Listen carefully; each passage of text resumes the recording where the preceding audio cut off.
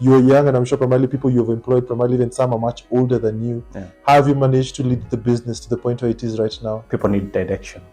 And when you tell people what we are building and it aligns with their dream, these people follow you, and they're very passionate to make the company succeed. You just need to start, because when you start, that is when things becomes clear, and then it won't be smooth. I feel like money should not be when you're in business, money should not be the main thing. The main thing should be what you're giving.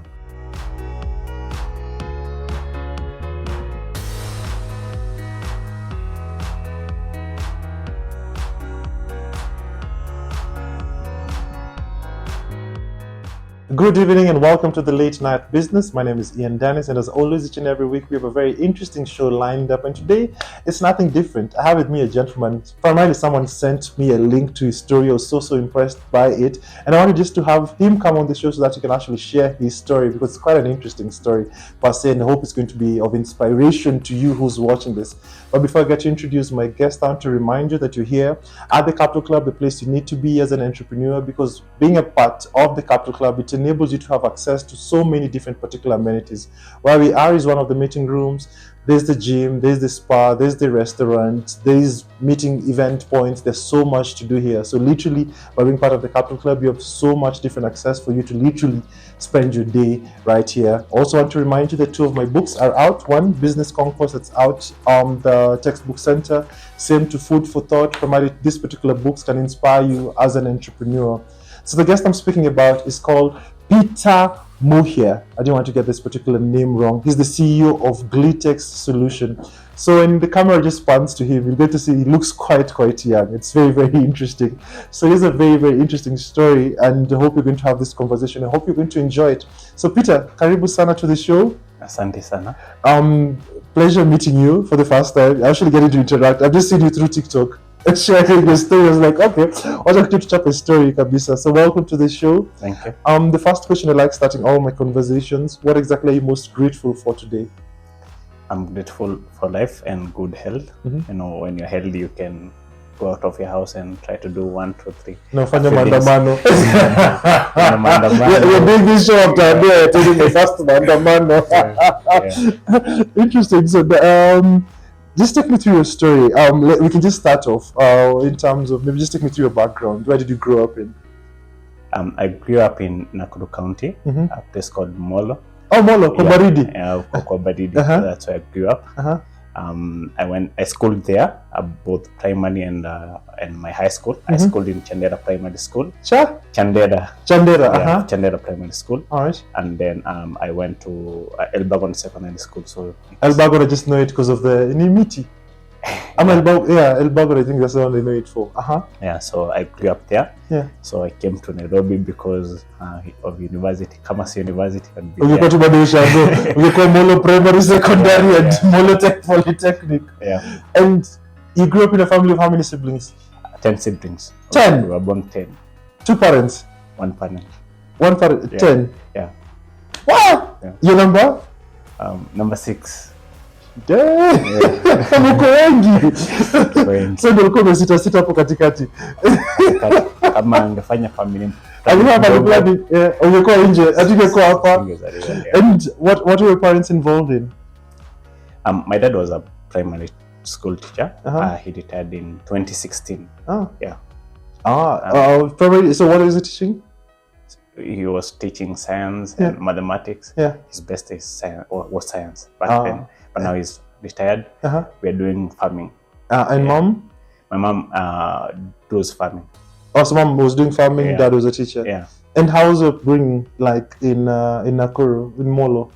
How was it growing up in such an environment? The only thing I know about Molo, it's extremely cold.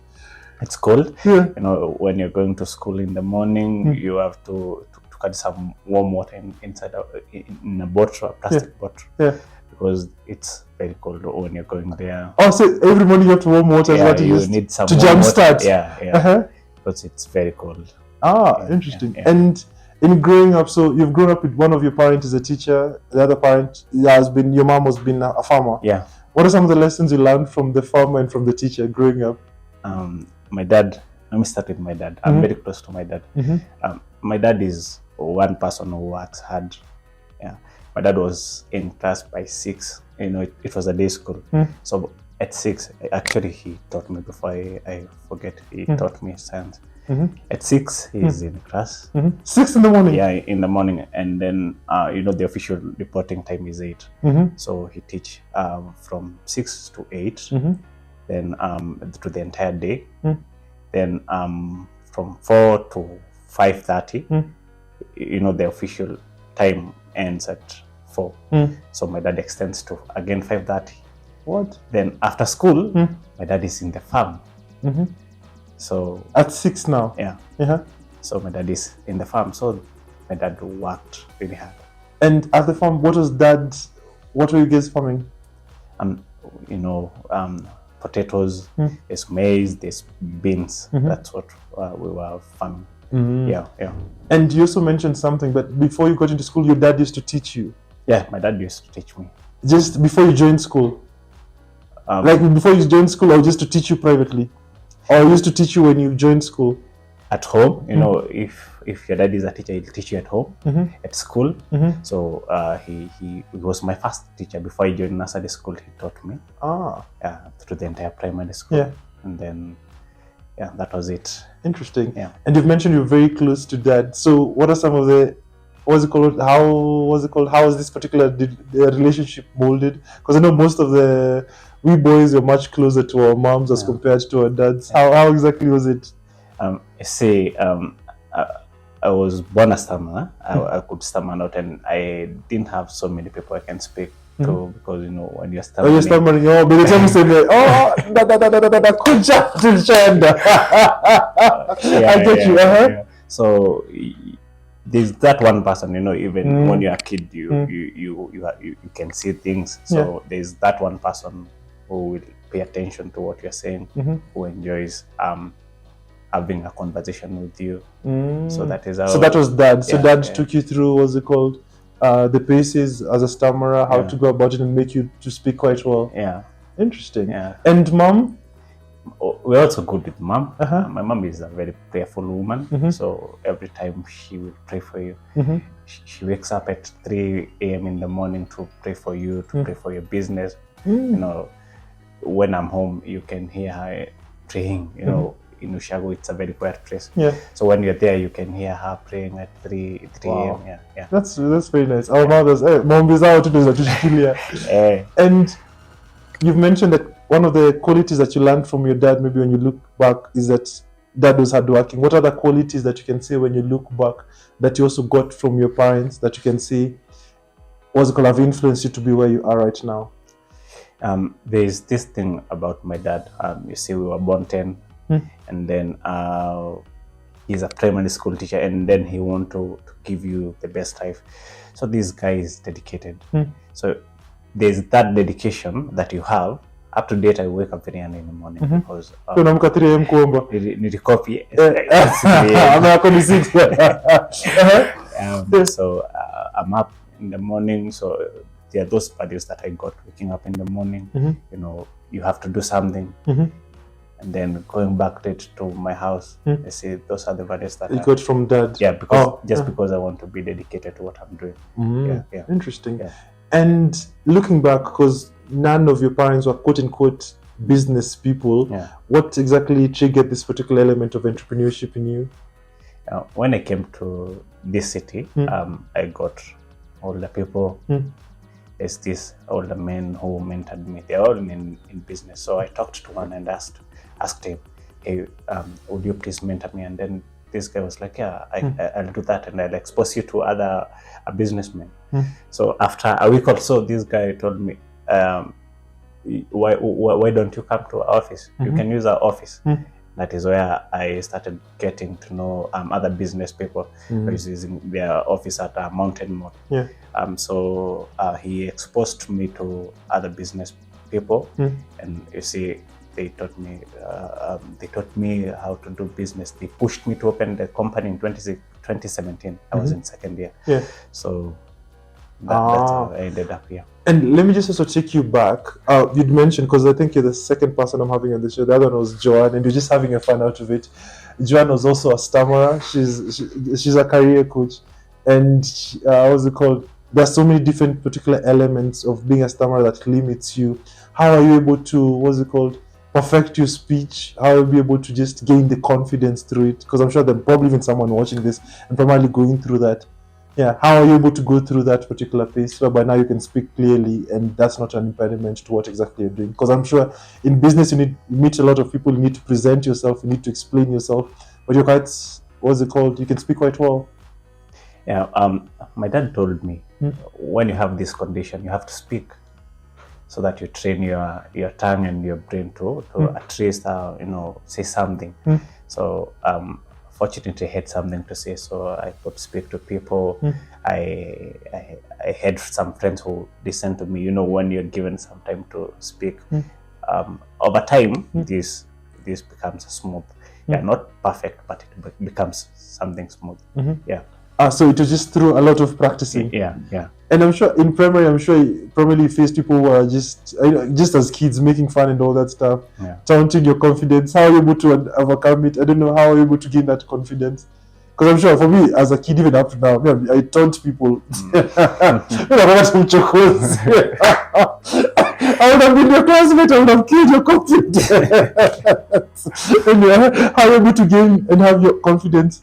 So my dad was a teacher in the school that I was learning. The school that I was at. So anytime I was bullied, I would go to him. So he supported me, and so nobody would bully me. You used to teach math. Science and mathematics. Oh, interesting. Oh, science and mathematics. So mwalimu wa math. So tauliza kwa wapi kumbe kwa molo. And just now, after primary school, did you have any particular ambition of what you wanted to be, or what did you want to be growing up? I wanted to become an engineer. So when I went to secondary school, I wanted still to be an engineer, but you see the problem in this country, people graduate, you have some good certificates, some good grades, but unfortunately we don't have, we're not empowered. We have educated people who have no jobs. So I think I was informed when I saw the reality, and then decided I want to start my own business. Yeah. What's the reality that you saw in Form 2? Because Form 2 it's quite early. Form 2 is still, what's the thing for chemistry? The thing used to learn in chemistry. I don't know why I've forgotten that name. The table for all the table. Is it what? Periodic table. Yes, that's one. You see the following periodic table. All right. What exactly did you see? What reality did you see that maybe triggered you to want to be business? I've always interacted with people who are ahead of me. So while I was informed I knew some people who were at home and they had completed universities. And then I would ask them, why is it taking you quite some time to secure a job? And these people are saying, I'm sending applications every day. So that triggered me, and I saw this some reality. Yeah. And so I presume you performed quite well in Form 4. Yes, I did. So what did you get? You seem like an A student. Yeah. I don't know. A student. You became an A student. Yeah. And then you got admitted to, what's it called? Technical University. Yeah, the Technical University. So you mentioned that it was your first time now moving from Molo, Nakuru to Nairobi. Yeah. So take me first of all through that particular change. Nairobi. How was your first experience like? You see, in this city, my mother used to warn me, you see, you go to the city, this, chunga vitu zako, and then you are here finally. How come people about the women? About the women. She advised me until like, madhe nimesikia sasa. So you are finally here. It's a city where there are a lot of people. Unachunga kila kitu isibiwe when you're walking to town. So a chaotic town, but at the same time, a city where you feel like you're hopeful, like you can, like it is a city of opportunities. So that is what I felt when I came over here. Yeah. And you came to study what? In which university? I was admitted in the Technical University of Kenya to study communication and computer networks. Yeah. Oh, communication and computer networks. Yeah. Is that computer science somehow? It's dedicated. Uh-huh. Yeah, it's dedicated. Was it an option that you wanted, or you just stumbled because you just selected? Is that what you wanted? Because you mentioned you wanted to become an engineer initially, and then. So after completing my high school and succeeding, I got an A- of 75, and then I knew it is time that now I consult somebody else to direct me where I need to go. This person told me, he's an engineer. He told me not to do anything in engineering. Where the world is going is things Computer. to do with IT. Yeah. So that is how I ended up there. Yeah. And I presume, having grown up in Molo, probably you're not so exposed to computers and all that stuff. Had you had an experience with a computer before then? No. You'd never touched a computer before? No. So coming to university is the first time touching a computer? I had touched a computer, but I had not interacted with it? Yeah. So you came in zero? Zero. The first computer I interacted with is my laptop that my dad bought for me. Coming to Nairobi? Yeah. What? The first computer that I... No, just some networking and all that stuff. Yeah. And the first time you're touching a laptop, having an interaction with the computer at your university. Yeah. How was that experience for you? So you're teaching yourself Microsoft Excel and all that stuff for the first time. Yeah. What? You see, the good thing, there's internet. That's interesting. Internet, there's YouTube. Yes. You learn the basic things, then over time you have the basic things that you need, so that you can be on the same level with the others. Yeah. And how was that particular past experience for you? You mentioned that bought you that laptop for the first time. Yeah. Yeah. How was it? He brought a week before I joined the university, and I was very happy. It was a good thing because now, for that 1 week, I had learned the basics. The basics. It was also in a week you knew how to use a computer for the first time. Yeah. And then coming out to university, I think I'd seen your Instagram post. Dad is one who brought you to Nairobi also for the first time. Yeah. So you guys are very close with Dad, Kabisa. Any progress I make, my dad must be there. My dad must show up. He's been very supportive since I was very young. So coming to the university, I was the first person who joined the university at home. So your other siblings had never joined the university? Yeah. That was his moment. Yeah. Okay, that's interesting. Yeah. Mtoto wa kwanza ametoka Molo. Making it to the city, that's nice. Yeah, that was his moment. Yeah. And then now joining the campus, being in a different city, different environment from what exactly you're used to. How did you go about adapting it? Ajol komezoea Molo, because you mentioned primary Molo, secondary Molo, growing up in Molo. University got you to Nairobi for the first time. How's that experience adapting to the city? I had a roommate called Peter. Just like you? Yeah. So they call Peter really? Yeah. So he's the one who denied Jesus between you two. Anyway, stop it here. You need the city. You need the city a little bit. So, that time you don't know anywhere in the city. You don't know how to get back home from school. So you used to show me the way until I got it. So that's how I survived with him. He made things easier. Yeah. Interesting. And then where now, because you mentioned how you met some mentors in your second year, and who started teaching you around business. Take me through, who are the mentors? How did you come across them? How did you start learning about business? So it was on a function where I met one called Peter also. So Peter is always meeting Peter. Peter, I have a lot of Peters. So I met him. So Peter akipata is Pitana. Yeah. I'm sure the people are loading that joke, but it's fine. Yeah.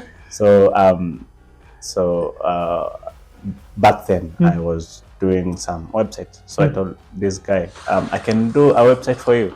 All right. So it's the first year in university you really learned how to make a website. Yeah. Oh, all right. Because that was in 2017 now. I already knew how to do a website. So I told Peter, hey, you have a couple of companies. Can I help you do some websites? So Peter was involved in which business? He was involved in supply of medical equipment. So I told him, hey, can I do your website for free? Peter told me, come on, you cannot do anything for free. You need to survive in this city. And then Peter was telling me how I need to have a company whereby I'll be charging people for my services. Yeah. And that's when you registered Glitex. That is when I registered Gtex. What does Glitex mean? But I think when they say Glitex, no, I took glitter. I don't know why. What does Glitex mean? To be honest, you have to select a name. You have to get a name for your company. So then I had a list of beautiful names. Yeah. So it is a name you made? Yeah, it's a name I made. Yes. I just give somebody a list and then ask them, which name do you like here? So they told me, I like this. I was this. You like Gtex? That was it. That's how I registered it. And then so, what's it called? The first business you got was making the website to now Peter. Yeah. And then, what's it called? How did you now start growing the business? Because you're in second year, you're trying to manage your school and business. How did you start going about it? What are some of the first businesses you started getting? This guy that I got showed his friends what I've done to his company, and surprisingly, these people are nice. They were giving me those jobs. Over 20 people. I did 20 people? Yeah, for over 20 people. And at that time, how much were you charging to make a website? Around 40,000. Wow. So 40,000 times 20, that's how much? Is it almost 800,000? Yeah. Wow, that's interesting. So I presume you'd never touched that money before. Yeah. How was it? You see, when you touch that kind of money, you feel good because you can support your partner, you can support yourself, you can pay your fee. Now you don't have to keep calling your dad to send you some money to survive in the city. The village boys in the city. And then you need to that moment I needed that money because I needed to learn something new, because you cannot survive on websites only. I needed to learn about mobile application development and more things in software development. So it wasn't that much after that. Interesting. All right, so we'll come back. We're going to take a short commercial break, and then when we come back, we just want to find out how this particular journey has been from someone from the village coming to the city, starting a business, making big money. How exactly does all this, how does it particular plan pan out? So I'll see you after the break.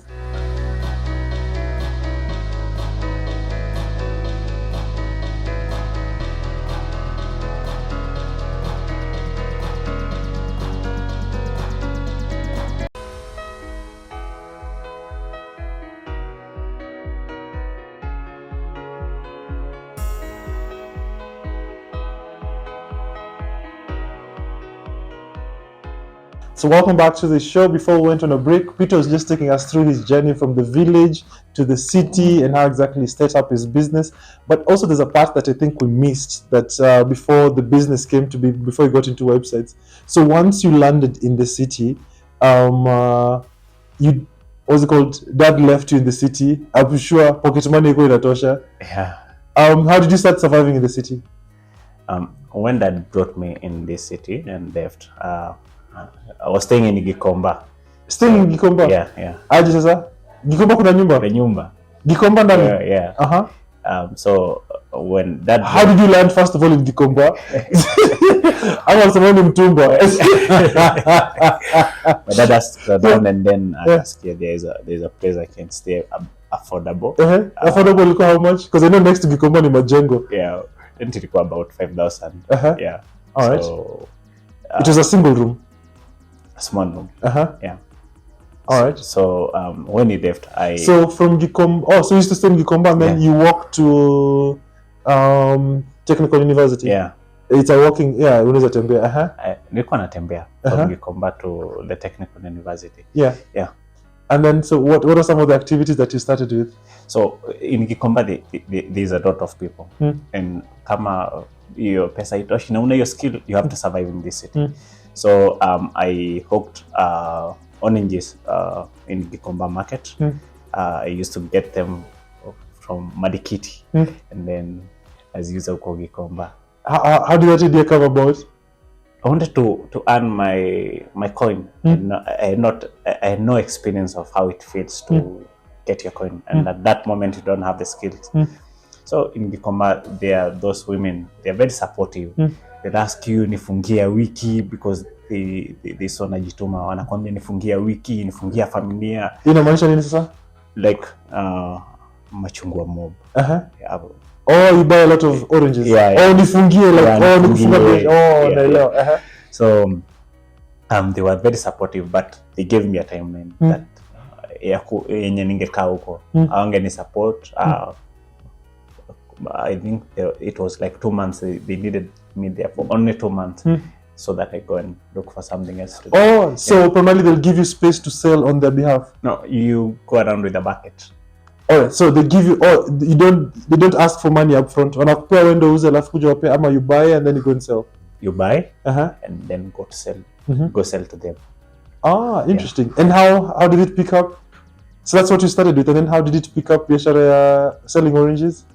It was good because when you talk to them, and then you see that time you're young, very young, so these people want to support you, so they would take many oranges. Interesting. They take many oranges. And how much did you used to make through selling oranges? Like 1,500 a day. 1,500 a day. Selling oranges. That's profit. That's money. Wow, that's nice. And then you also, what's it called? You're telling me that you also did Mtumba for a while, selling second-hand clothes. Yeah, after my time lapsed, because they told me they won't buy any orange after 2 months. 2 months. Why? They wanted me to out of Gikomba so that I could do other things. They knew I was in campus. So I go like, was a 2 time? Because I know Gikomba, it's usually wanajeka, what's it called? They water oranges in one place. Whatever, Mtumba in one place, or how was it? Ukisema, what's it called? They wanted you out after 2 months. What did they mean? Like, did you want you to continue selling after 2 months in that place? What they meant is, they wanted me to go and do something better because they saw. I get you. Because they knew in university you're going to survive. Alright. And then how did you get into Mtumba? Immediately after that, I ended up on Mtumba. So I had a boutique huko Kikuyu, karibu na UN ya Kikuyu.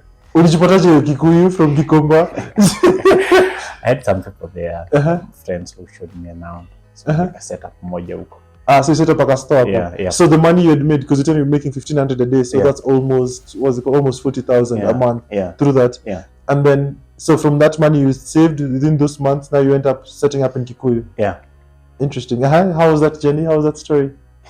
It was nice, but I sikuwa nataka kukaa sana. I wanted to do it over a short period of time because I wanted, that is not what I wanted to do long term. So I did it in less than a year, and then I moved on to the next thing. So in Gikomba, what's it called? What are you selling? What ladies' clothes, men's clothes? What exactly are you selling? T-shirts, men's clothes, and some nice dresses. And how did that business work?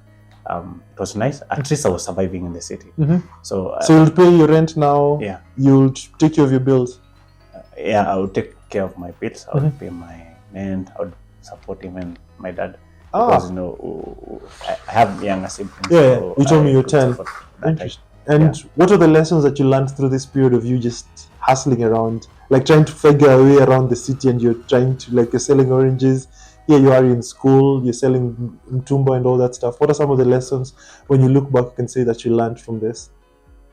I think the biggest lesson I learned is that all you need to do is that start. You just need to start. When you start doing something, people are all over willing to support you. So all you need to do is start. And then, so after doing Mtumba, that's when Glitex came to be, that you're talking about earlier. When I was doing all these businesses, I was still learning how to do these software things. Yeah. So in school you're studying how to do software and all that. Yeah. All right, and then so it was after the Mtumba that you got Glitex came to be, or did you do any business before Glitex? Yeah, I did some. I was selling some electronics.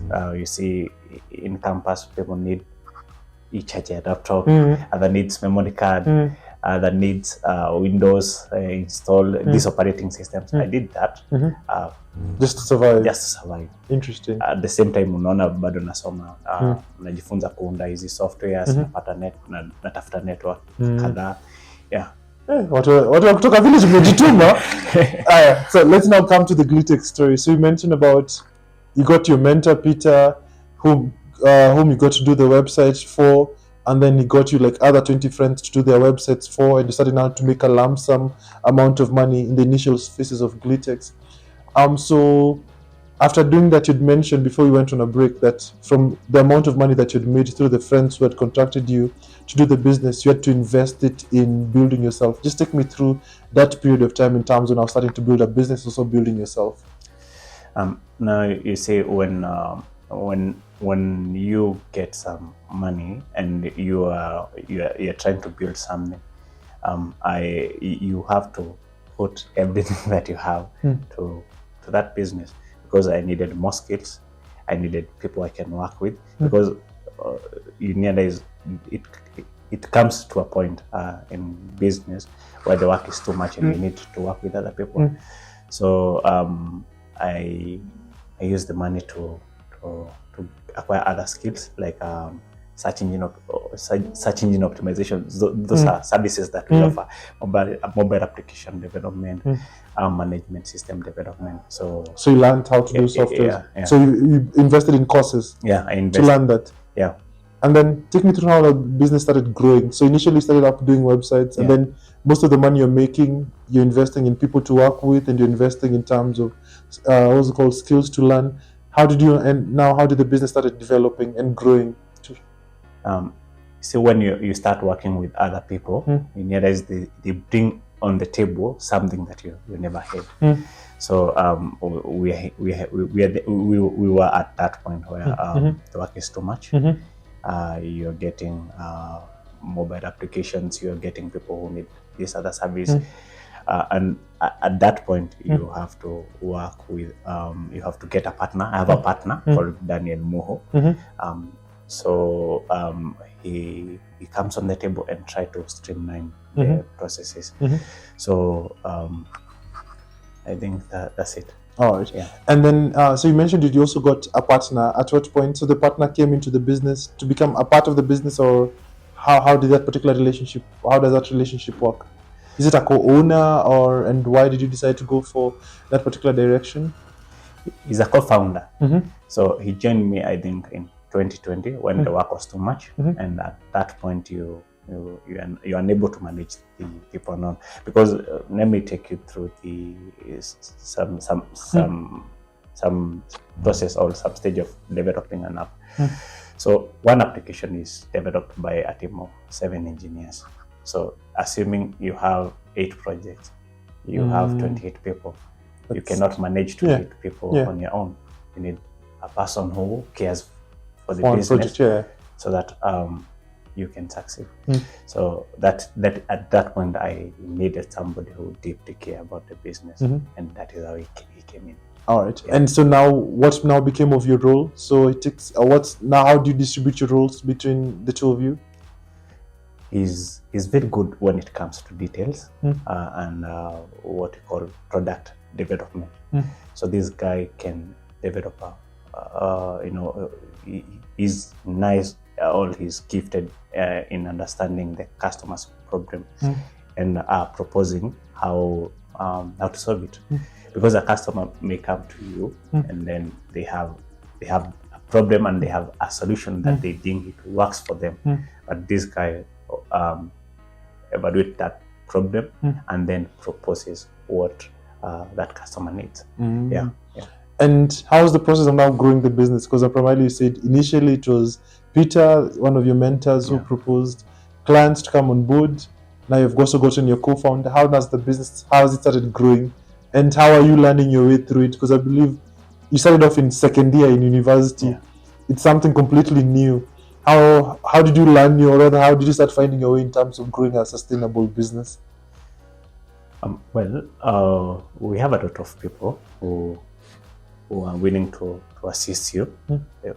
People have a lot of information, and people will advise you. And if you have a circle of people who deeply care, these people advise you right. I have a couple of mentors who advise you, instead of doing this, do this. And when you listen to them, like for instance, I have a friend called another mentor called Fidel. This guy will tell you how to be disciplined, how to invest back in business. You see, so that every money you are earning, you're not spending it. So with people of goodwill in your circle, they advise you right. And when you start implementing or taking the advice, you find that your business is going gradually. And with comes business growing, also comes money, also comes an essence of influence. How did you handle it quite young? Because I know you're from the village, you can share that. How did you start handling it all up? Did you go all work, or are there mistakes you made, or how did you handle it? This journey, this progression, because you're young, you want to enjoy life, you want to live life, you want to succeed. How did you start maneuvering around it? Well, I think something funny with growth. Growth is an expensive affair. Very. Because when you grow, you need employees. They need salaries. When you grow, you need an office. You need to pay the bill. Yeah. So it seems like you have a lot of money, but at the same time, you have so a lot of responsibility. Yes. Yeah. And so, how are you managing it? You see, with this discipline that you have, the money thing, people advise you how to spend whatever you're getting in the company. For instance, we have a company's account, we have other people having salaries account included. So what happens is that with such a discipline, whatever belongs to the company, so that we don't reach to a point where employees don't have salaries because they are the great resource of the company. So that is how I maneuver through growth. And were there any mistakes that you made looking back in the initial years? A lot of mistakes. What are some of the mistakes that you feel that you made at that particular point? Thinking that I can handle the company on my own. A company is a big thing, and you definitely need somebody to help you do stuff. You cannot manage a company that you want to make it a known, a sustainable company. You cannot handle it alone. So the mistake that I did is thinking that I'm owning my company just by myself without a partner. You feel like you own everything, but things start going wrong. You start missing deadlines because you are overwhelmed by the number of people you're supposed to manage. So that is the mistake that I made. Interesting. Yeah. And also money. I like asking questions around money and also leadership. But maybe let's say for money, what are some of the lessons around money that you learned also in terms of how do you manage money? The money thing. I feel like money should not be when you're in business, money should not be the main thing. The main thing should be what you're giving. Because if you're giving people priceless, if you're giving people priceless services, these people are willing to spend. So what we do, or what we do at Glitex is that we give people value, and when these people see value, they pay us. Yeah. And it ends up being a long-term thing because there's that thing that businesses need, and they are willing to pay any amount. Interesting. Yeah. And take me through, so you started off doing websites, you mentioned you went into mobile apps. What's been the evolution in terms of Glitex and what exactly it is that you are concentrating on as right now? Say when in software development, when you're starting, you don't have a lot of money to pay good engineers, and that means that you miss things like deadlines and something. But as you grow and as you get client working you, and now you can afford good engineers. So now you're able to give people quality services. Yeah. So what are services that you're offering right now? Right now, our major service is mobile application development. A lot of companies now need to a lot of companies right now needs things like mobile applications, especially e-commerce mobile applications. So that is a major service. We also have management systems that we develop for hospitals, schools. Yeah. And in terms of what's it called, because it's a journey, you started off doing it for friends, what are some of the corporates or maybe big names or big projects you've worked on so far? Let me mention this. I won't mention the names, but I can mention this. We have customers here in Kenya, and and apart from Kenya, we have customers in other 17 countries in Africa and outside Africa. Yeah, we have quite a number of clients. Interesting. Yeah. And how far has the company grown? So it started off with you got co-founder, you've gotten employees. How big has the company grown over the period? I started off unknown, but if you come there at right now we have a team of 8 employees who are permanent, and then those people who are on contract, they're about 28. 28. Yeah. That's huge. Yeah. Yeah, so 8 on Akato Yom to Zakaya and all that stuff. Yeah. And around leadership also it's something I'm always very passionate about. How have you, because you started off alone, you were young, and I'm sure primarily people you've employed, primarily even some are much older than you. Yeah. How have you managed to lead the business to the point where it is right now, that you're the boss, regardless of even me being younger than you? I can still lead you and give you instructions. What have you learned around leadership and lessons around leadership from your journey? What people need direction. And when you tell people what we are building, when I tell them what we are building, and it aligns with their dream, these people follow you, and they're very passionate to make the company succeed. Because we have this thing in Kenya whereby people just work to get the salary, but now how we do it is different. We work, number one, to make sure our client is happy. So with that, you find that you have more to pay them, right? And you can sustain them. So it is just providing direction, and because these people they have a common they have a common goal. dream. Common dream. Yeah. And your journey is very interesting. So someone came from the village, came to the city, hustled around in the Gikomba market, set up a company. The company has become successful, employed. Now you're here managing almost 40 people in different particular projects. What are some of the lessons that you can say, looking back, that you can actually share with anybody watching this, and any young person watching this particular show right now, that they can actually also learn from your journey? Because you told me you just turned 28. Yeah. So meaning you started this thing when you're 22, 23. Yeah. What are some of the lessons that you can actually share from your story or from your journey?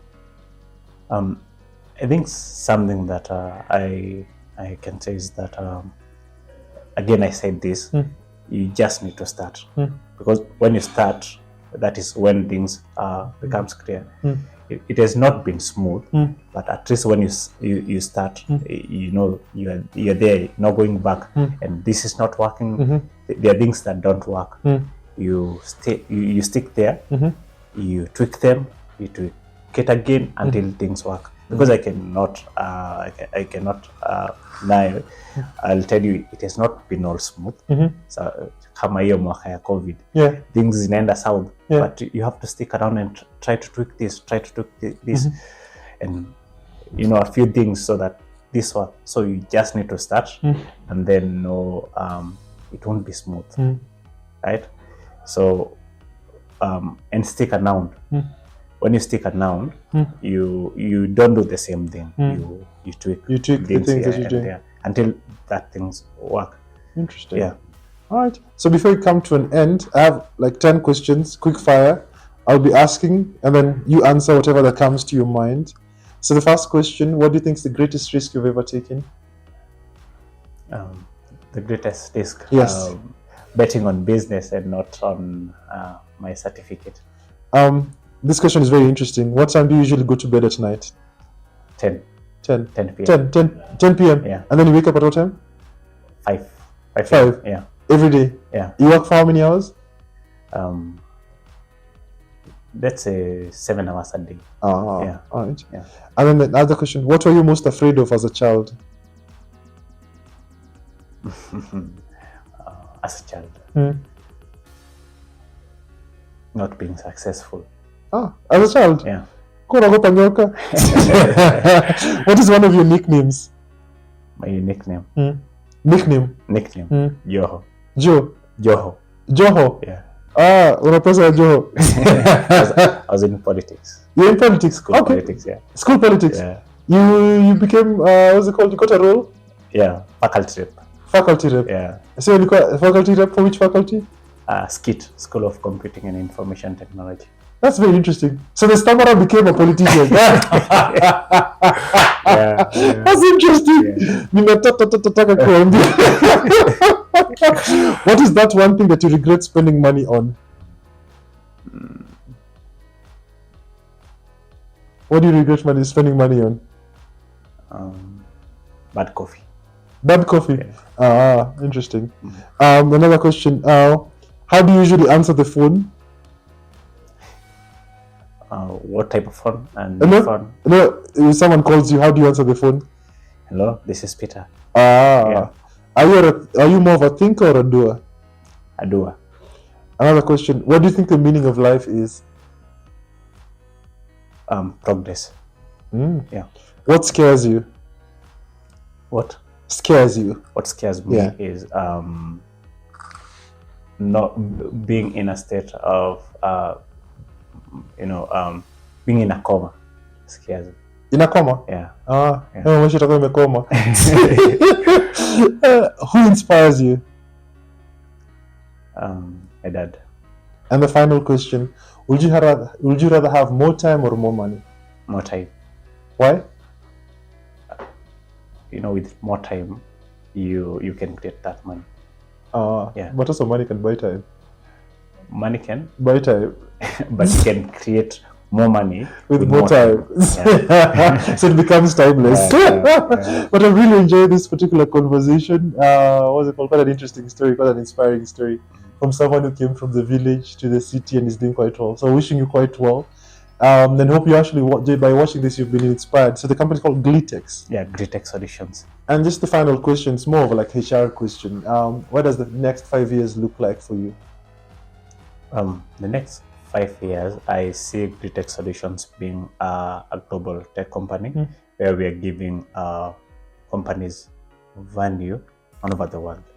Yeah, it's time for Africa, so we just need to expand all through. Yeah. Interesting. Wishing you all the best. Thank you so much for having watched the show.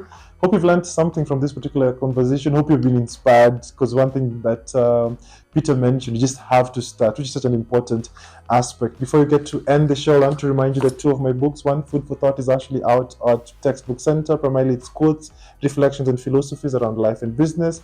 And also the Business Conquest is also out. Interestingly enough, the forward is by the late Chris Kirubi, and it shares interesting entrepreneurship lessons that you can actually get to learn from different entrepreneurs and from myself as a business coach. So thanks so much for having watched the Late Night Business. Follow me up on social media at Ian Dennis Network. You can also follow at KTN Home. Thanks so much for watching this show. Until next time, I'll see you right here on KTN Home.